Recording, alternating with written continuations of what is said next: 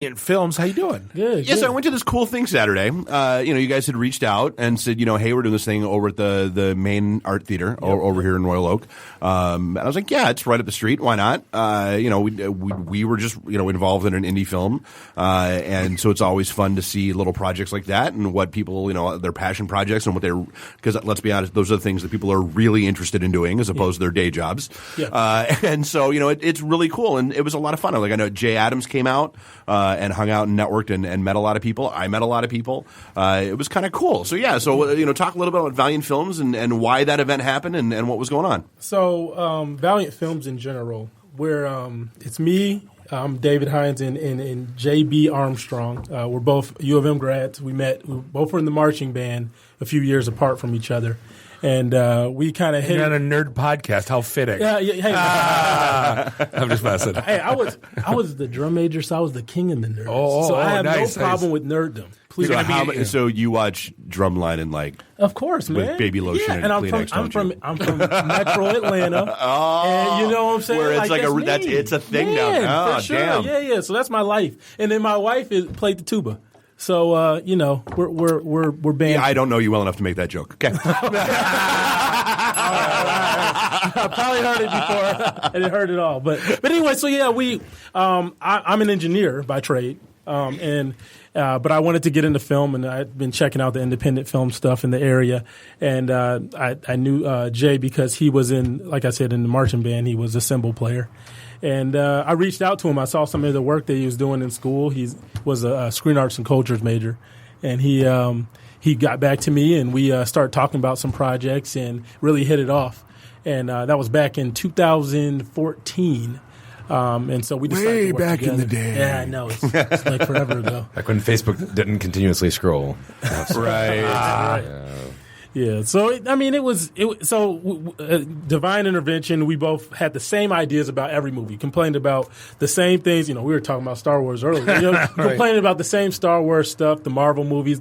We had the same takes on them, and so we found that we really gel in that respect. So anyway, fast forward, we came up with this idea for Solomon. Solomon is the story. We like to call it Goodwill Hunting of Detroit. That's kind of what we're going for. That's the vibe. It's a young white writer meets an elderly black psychiatrist, and they built this. Who years later gets depressed and kills himself? Well, hey, don't give it away. but yeah, so Robin Williams joke. It was my bad. Yeah. It's it was not a. It's an interesting story from our thought process because of all the gentrification happening in the city. A lot of people have their own opinions about it, and there's good and bad with it. That's how I feel, and so we want to talk about it. We want to put it out there. It's a lot of interesting relationships people are having because of that type of thing. So that's what the story's about. We decided to have an event. I was driving to pick up some Chinese food from my favorite Chinese spot. I don't want to give them a plug out here, but go ahead. Okay. Shout out to Peking House. That is my favorite Chinese food on the face of the earth. So I drove by. I feel like I need to go there. That's that place right next to the parking garage in Royal Oak. Yes, never been. Get on it, guys. I'm not even playing with you. Best General Tso's chicken you'll ever now have. see that's my dish. Yeah, and I get mad because I have to keep every time I call an order from the place by my house. Yeah, I'm like no. Remember me? I'm the guy that when I say hot, I mean hot. Oh no. I'm not looking for Caucasian hot. No. They got you, man. They don't play over there. I got your place, Dave. I'll take care of Ipsy. So when I was on my way there, I passed by the studio and I was like, man, that's an interesting concept. I was telling Dave this at the event. I feel like it was a really good idea. Read up on you guys, and so I contacted us anyway. Yeah, right. There we go. I took a leap. So yeah, our event that we had last Saturday was to kind of kick off our crowdfunding campaign through Seed and Spark, but also to invite some local businesses to be able to come and talk about what they do, and hopefully get some people to network and meet people in different industries. Yeah, I want to. The guy that owns the Redford Theater yes. Was there, and he and I talked for a while. In fact, I think we're going to wind up doing some work for him. Yeah. There was the Detroit. I forget what it was. Film Society. Yep. Want to be acting with him, and he's just he's us for that world Yes, when it comes yes. to networking and that kind of stuff. And he was like, "Oh man," he's like, "I got people that'll come into your studios for voiceover work," and I'm like, "Oh, well, line them up. Yeah. We're here." Right. Right. Yeah, he's really well. That's Ted Hauser from Detroit. Yeah. And so we had him. We had Dangerously Delicious Pies. Detroit was there. Had some pies. They dropped them off for us, and we had the Office Coffee shop downtown Royal Oak. Yeah, was talked to that guy. Yeah. So we had some donations that were very nice, and I think we had a lot of family and friends that came out that really supported it, and we had a good time. We met a lot of people. So Yeah, it was good. I think I talked to mothers, brothers, sisters, cousins, aunts, uncles, grandmothers, There it is. grandfathers, and it was entertaining. Just to hear their take on what was going on and why they were there. It was kind of fun. So in terms of, I guess, give me a picture of what kind of films are you making? Is this kind of like, I mean, starting off with like Kevin Smith with Clerks, and you're using all your one-liners and jokes with your boys, or This one- I guess, how are you structuring these, or what do you want to do? This is our first feature that we're doing. We've done some shorts and we've done some spec commercials, but this is our first feature, and it's a drama. And we want to start with this one, but we've written a few comedies. We have both of us are working on separate superhero movies that we want to kind of meld in together. We'll see how that works. I got to see what he's working with on his, and we'll see how that gels. But we like it all. We don't discriminate on genre, except for maybe horror. I'll go watch a horror movie, but I don't know if I want to really make one. Horror movies are almost comedy these days. They are. Splatter, gore. Right. Take a shower. Right. Oh my God, there's a guy who's coming. Run upstairs, die. Look, there's a couple having sex. They're dead. Right. The virgin dead. Dead virgin dead. Yeah. I'll be right back. Dead. Right. And the other thing is that my wife doesn't like horror movies, so I'm like, I want to make things that she'll want to see, and then she'll And critique the won't crap yell out at you while you're making. Well, it. Yeah. Magic Mike. See, that's the thing. Like I would talk about, Dave and I always talk about how all movies are going to member berries. And I rented John Wick 2 this weekend, and I was angry that the movie's phenomenal. Keanu Reeves was just stone cold cool, but like one of the Things scenes, you don't hear very often for 500, Alex. right? But one of the scenes was like, dude, this is like the Warriors, like cut for cut. Like he's got to make it across town. He's got to hit out on him, and he's got to go through all the different gangs. And then the ending was Enter the Dragon. Okay, Spoiler alert. But how many people have seen those two movies that are watching John Wick 2? I don't know. But like, That's what I think they're Conan the relying on. Destroyer. I was angrier if it was Conan the Destroyer or Enter the Dragon at the end. It was almost identical. And just like it's so hard right now to come up with Enter the original Dragon ideas. or the Last Dragon? Enter the Dragon. Okay. The mirror room. Oh, scene. gotcha. Yeah. But like, how it's got to be so, because like when we were talking about doing stand up comedy, and all I would do is do George Carlin and Dangerfield lines. Like it's so hard to come up with original stuff these days.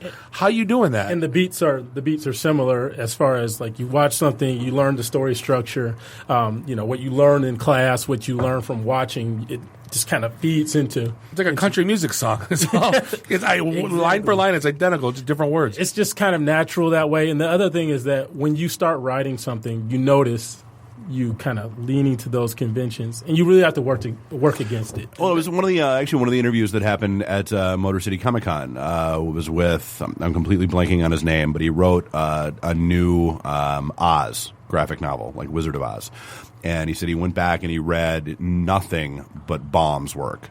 All of the 12 or 13 books that Baum wrote about Oz, and read nothing else. Didn't watch any other, didn't watch any of the movies. Didn't watch, and he said because that's what happens. He's like, is things bleed in, and it's not consciously that it happens. It's just that your brain goes, oh yeah, I liked that. We should do that. That's why I always joked that I go, I want the one movie where the bad guy goes off with the good guy's girl, like kills a good guy, right? Just throw me off, like the cheap guy in wrestling beats Hulk Hogan for Wasn't the that championship. the real life? Wasn't that really what happened in Marked for Death when Steven Seagal gets shot, put in a coma? I don't never watch I don't watch Seagal movies, but like that's why I liked I liked American Psycho, just because it completely deviated from the film. But in order to do that, you have to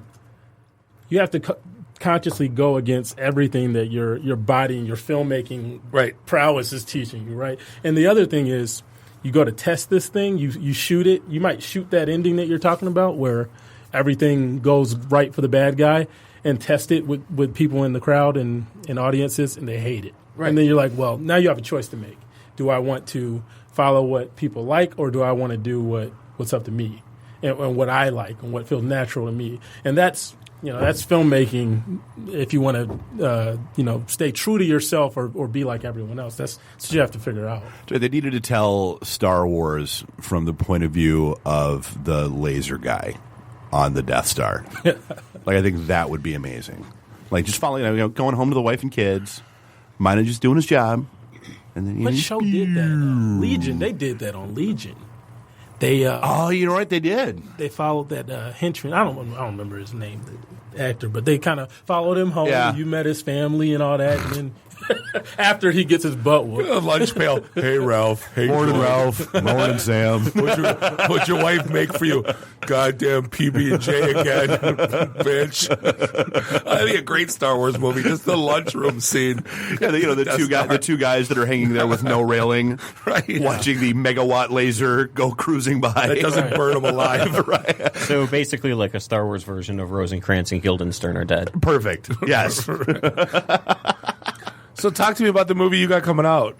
So that's the movie that we're working on right now. Yeah, because there was a clip Yeah. that got shown. Yeah, so that was our proof of concept. We actually shot that about a year ago in Detroit downtown.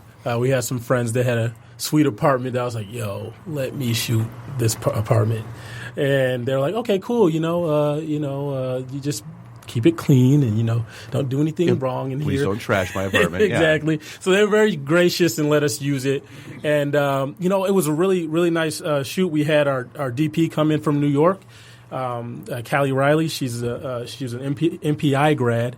And but she's working. Oh, yeah, she was there Saturday. Her Yeah. mom was there. Oh, okay. So her mom came out. Callie was going to be here next week, actually shooting a film. I don't know the name of it, but she's going to be shooting something. So we're actually going to link up. But yeah, so she came into town, helped me shoot it, and we had a really good time. The only bad thing was that Detroit has that whole parking situation where you got to do it on your can't? phone or whatever. Well, we got lucky. There were spaces. But I was like, yo, I'm going to produce this, so I'm going to pay everyone's parking. I'm going to do that. And you can do that, but I was also doing other things and I lost track of it. So that's $45 a pop for everyone's car. It's as opposed to $2. Exactly. Right. So my wife now, every time we go into Detroit, she's like, hey, look. I know you want to be the man. I need you to figure this out ahead of time. And so, but anyway, here's your checklist. Yeah. for sure. So it was, but yeah, so we shot it and we edited it pretty quickly, and then we decided we wanted to rewrite the script like 4 to 5 times. It was just like one of those processes, and then actually, Well, so I mean, is that a challenge when it comes to like making a movie like that? I mean, is because Bob will tell you, just me with these studios, Yeah. I am always finding something to play around with, Yes. or rewire, or upgrade, or update, or tweak, or this or that. yes. I would think that happens constantly, when you're trying to make a film too. But that's got to be a pain in the ass because you have to cement that crap at some point. Absolutely, and our situation was interesting because JB and I, we came up with the bones of the story. We then took it to our first writer, Michael Smith. He's from Royal Oak, and he gave us our first couple drafts. And then we took it for him because we wanted to kind of inject ourselves into it a little bit more. And JB has written every version since, and we kept a lot of what Michael did, but we've rejiggered it a little bit. And that's just like you said, it's a lot of tweaking. You read a version like. It's not so much individual lines, but it's like the flow and where the story is going. Right. It's not quite what I had in mind. Yeah. Because when you get on set, half the time you're gonna shoot what you wrote down, but you're gonna end up changing stuff. Somebody's gonna say something a particular way. You're gonna be like, I like that. That's better. Keep it. So you try not to focus too much on the lines when you're doing the rewrites, or at least that's our process. Yeah. So. So yeah, that's where we are with the scripts. At least we finally got to a point that we really liked it, and that's when we were able to bring in our executive producer Heidi Phillips and Meisner. She was there at the event as well. And that's what I was thinking of. That's so what I was talking She was the first woman that spoke, and once she came on, we were like, all right, so we're not the only ones that like this. Okay, maybe we got something. Right. So Someone's actually willing to put a little money in this. The only reason you invited him here is to make friends with him so you can have like a bit part like you just did in Otis Files. Let's go. Let's do it. I'm all in. He got the bug.